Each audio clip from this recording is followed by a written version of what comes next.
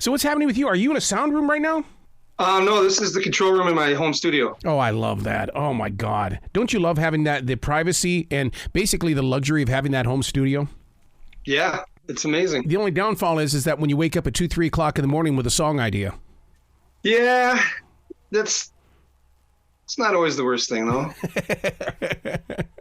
Hey, congratulations on the new album. I mean, Broken Heart Syndrome. I mean, this is your 4th album, and this is really starting to really grip into the public right now. Yeah, we've had a good response to it so far. We're very fortunate. What is the access to those people nowadays? I mean, I realize that you've got to do things on the social networks and things, but bands are working harder than they've ever worked these days. Yeah, I think the smart bands are. I have kind of a love-hate relationship with social media, but I'm a benefactor of the value of it if you know how to use it intelligently. There's definitely things I need to get better at with it. We definitely need to spend a lot more time paying attention to our Instagram presence, but like YouTube, Facebook, Spotify, those things have been useful tools for us so far. Putting this album together, was it a piece by piece project in the way that people they would send you their tracks via the internet, or did you guys get to do all of this together in the studio? No, actually, this is actually a re-record of the record that was put out on a label back in 2015.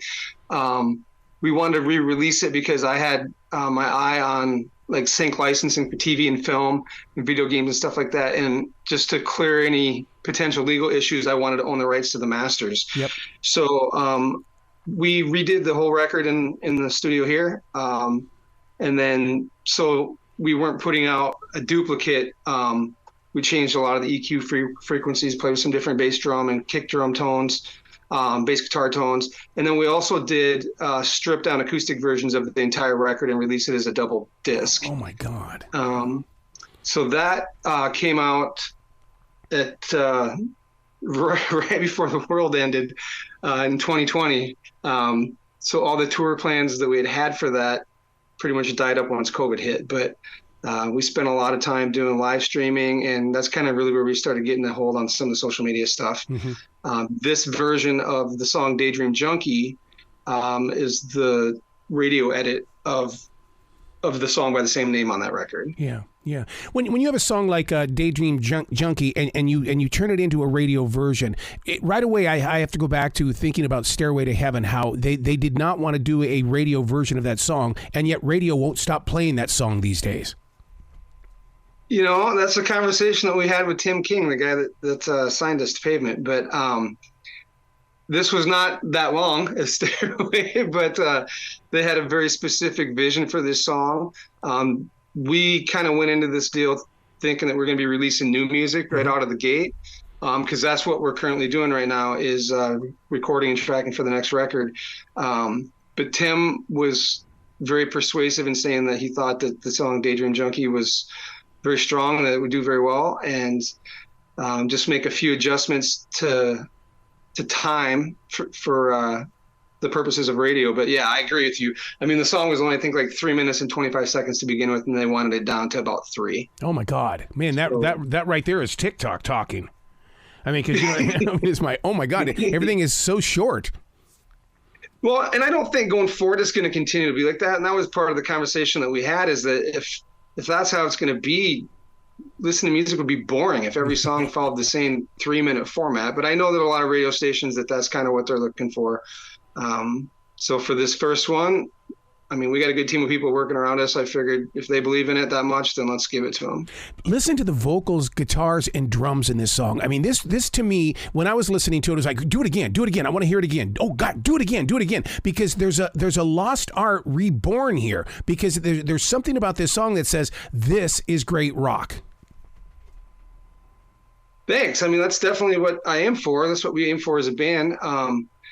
But as a producer, I kind of got to wear different hats because I'm the singer and the guitar player as well. So I spend probably more time than I should for my mental health trying to just focus on the relationship from each instrument, bringing something to the song that the other instruments don't.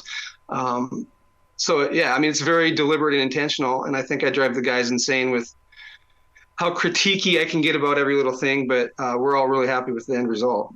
Being the producer of the music and you sitting inside that studio, I mean, to me, are you cranking it up to 11 when you're in there? Because musicians have this way of listening to sound beyond sound. They can hear things that other people can't. Yeah, my school of thought on that is I kind of try to mix in a more quiet environment. Now, once I get to where I think I'm close to the end of a mix, I'll definitely pump it up then and just see. And then we'll always bounce it to a CD and try it, like, the try and intrude test of taking it out to your car stereo or playing it in some different listening environments. But recently I bought these Stephen Slate headphones, the VSX, basically headphone monitoring systems that you can emulate like some of the most famous recording studios in the world, and you can mix in those environments in digital space, and it gives amazing results of how realistic it is. So I expect going forward that we'll be using a lot more of that. When you go in there to remix the music and you add different drum beats and things, do you feel that older self, or that younger self, I should say, talking to your present self? In other words, I always do a thing called Dear Future Reader. In other words, it's like when I find it 10 years from now, or if I find it 5 years from now, something was left there. And did you find it when you were doing that? And then you had to replace it, or you wanted to replace it? Yeah, definitely. I mean, in a lot of ways, it was kind of like falling in love with these songs all over again, because although I had a finished product, I also had to some degree a blank slate of where we wanted to go with it. And that's really what spawned the idea to do the acoustic versions of all these songs. One, because every song I'd ever written prior to this album, I always wrote on acoustic first, and then knew if I could get a good rock song out of that, once we added big guitars and drums, then it was going to kick ass. This album was different. I wrote almost exclusively on electric guitar. There's a song on the album called Hangman that I wrote a piano piece for on guitar, and then taught myself how to play it on MIDI keyboards because I knew it just needed to be piano there. But yeah, I mean, that was a big part of the fun for me of doing it like this, and then doing the acoustic version stripped down like that. I thought was kind of bold. I don't think a lot of rock bands would have the balls to take some of these songs, as big and loud and heavy as some of them are, and then strip them down to just completely transparent acoustic versions of the same songs. Yeah. Being from South Dakota, you don't hear too many bands coming out of South Dakota. No. There's not a whole lot of a big rock scene around here. How do you deal with that when you go to the clubs? And do you reach out there for Wyoming and even going to Montana and stuff, or how do you find that audience? Yeah, we've done primarily Midwest stuff. We're about 3.5 hours from bigger markets like Minneapolis and Omaha. Kansas City's a little bit further away. I can't announce what it is yet, but we have 2 tours coming up to round the year out in November and December, with 2 huge, awesome bands that we love and adore. So supposedly this week is when they're going to announce the full lineup, but we've got that going. So we've got a week in the southwest part of the country, and then we've got a week closing out the year at the end of December in the upper Midwest. Oh, wow. So part of your merchandise, is it going to be a T-shirt that has that album cover on it? Because I think you could sell a ton of those things. Yeah, it's funny that you said that. We're putting together a tour bundle right now where we're going to do a merch package that has a hoodie, a T-shirt, and then we're going to press like a 3-song EP of the single Daydream Junkie that will have the radio edit, the studio edit, and then the acoustic version. And it'll be like a little 4-panel digipack that will open up and have like a band photo and then handwritten lyrics in it, as well as the CD. So yeah, that's definitely something that we're doing behind the scenes right now. Being up there in South Dakota, were you influenced by Canadian music? Because I'm from Billings, Montana. So, I mean, I was heavily influenced by Canadian music. I was, but at the time it was happening, I didn't know that it was Canadian music. I'm a huge Our Lady Peace fan. So I listen to them a lot. But no, we've heard, comparisons to some of that stuff that we weren't necessarily familiar with until we heard it. But we strangely do have a lot of Canadian fans that have caught us at shows throughout the Midwest. And so that always trips me out, because there's a handful of them that every time we put out something new, they buy, which is great. But the shipping rates to Canada are completely insane. So we don't make any money on those sales, but it's nice just to have something that they relate to and that they dig. As producer and as that vocalist in the band, how do you keep from being Mr. Perfectionist? Because that person's never happy. That's me. I am that guy. I am never happy. There's like a running joke with the guys that I've probably thrown away more good takes than most people would have, but I don't want to settle for anything. I know if it passes my smell test that people are probably going to like it if they're into this kind of music. So, but yeah, that's me. I do drive myself crazy with that. No, I totally understand that. When you put your level of love into it, you say, look, if I produced it and I accept it, then it's going to be a great piece of work. Because I'll do that in radio. People go, man, I don't know how you did what you did. And I go, because I did it. Because I don't settle for second best. That's exactly right. Yeah, if you're going to put your name on it, you gotta have something. I mean, and that cuts both ways too, because not everybody's going to like what you do, right? I mean, not everybody's going to be a fan, and you have to be secure enough in yourself that doesn't bother you. And I don't write music per se for the fans or for other people. I write it for me. The fact that other people relate to it is just frosting on the cake for me.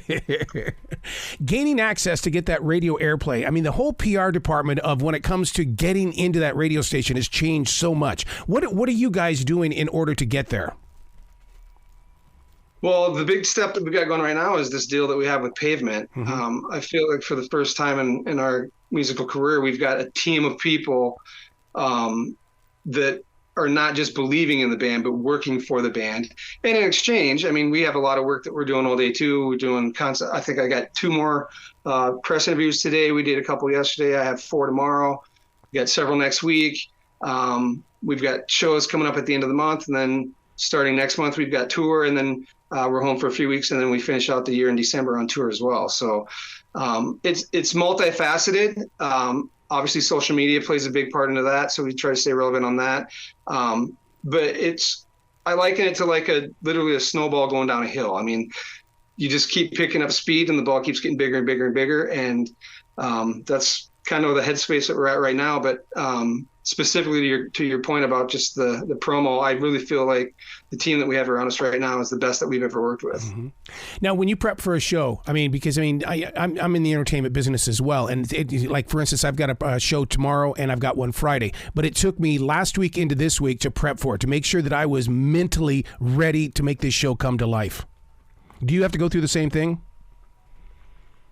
We do, but I think my approach to it's a little bit different than probably the other guys in the band, just because I've spent so much more time with the songs than these guys have. If you look at it from the standpoint of just inception of the song, writing the lyrics, writing the melody, writing the structure, the hooks, all those things. Because by the time I bring something new to them, I've probably had it into my head for weeks. I very rarely have ever just like off the cuff been like, hey, check this riff out. What do you guys think?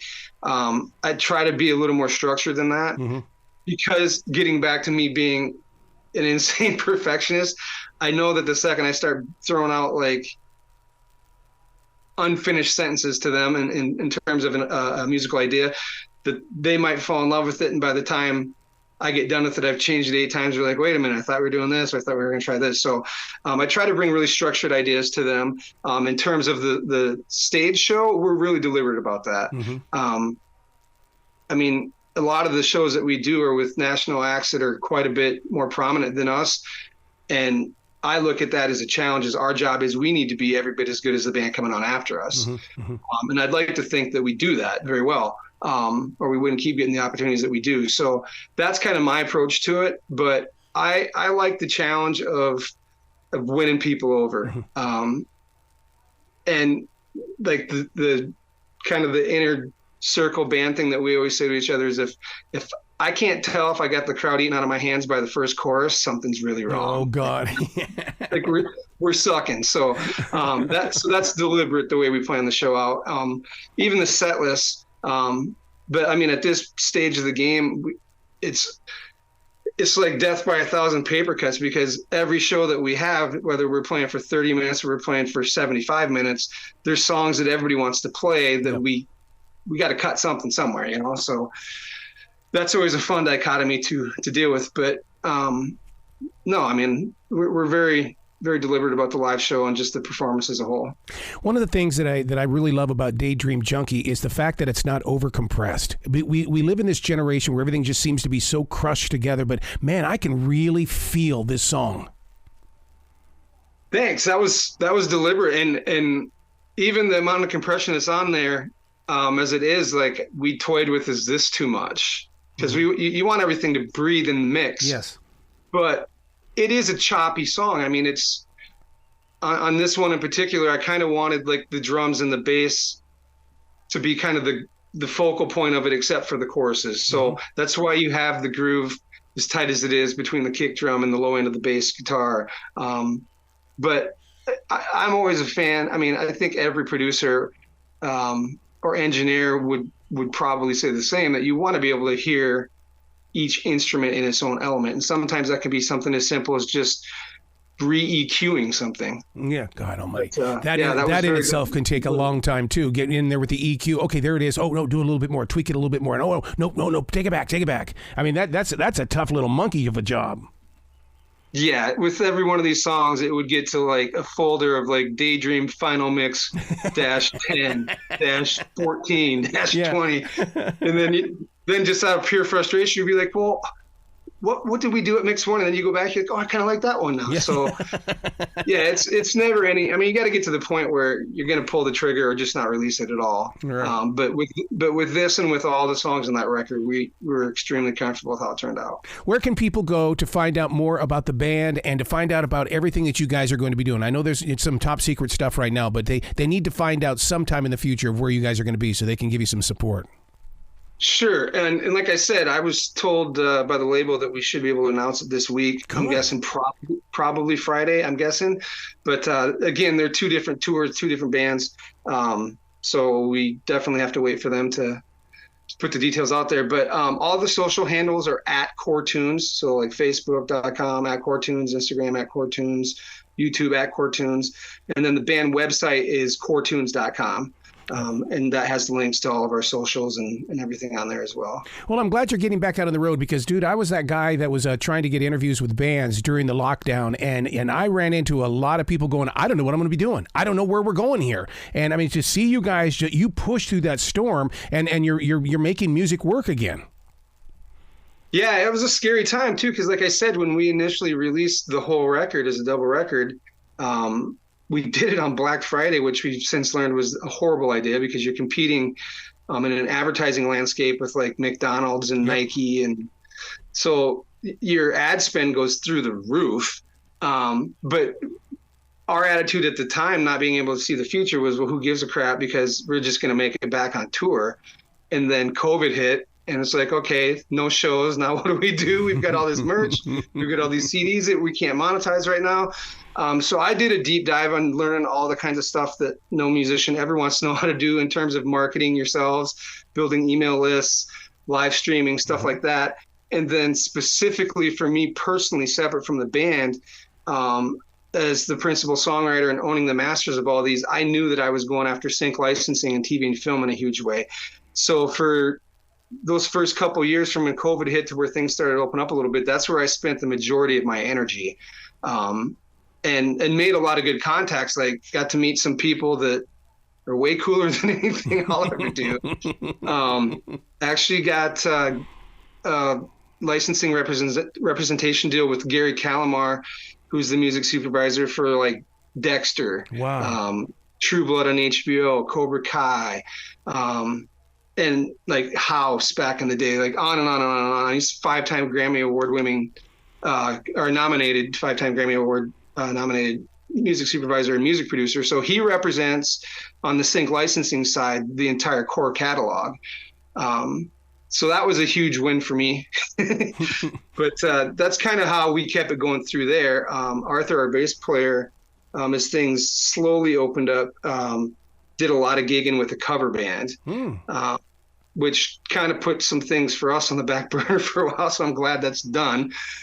But yeah, I mean, to be able to go back out and do it to this level is a gift, and we're very grateful for it. Absolutely. You got to come back to this show anytime in the future. And if you come down to the Carolinas, man, we need to get together and do a face-to-face conversation.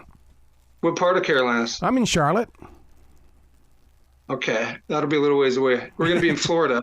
Oh wow, that's a great place to rock too, man. That's Tom Petty country down there. It's a hell of a long trip. So we didn't have to draw straws on who was driving for this one because my family decided they want to come out for this one. So I was like, well, we don't want to take multiple vehicles, so we're flying into Nashville. Oh, wow.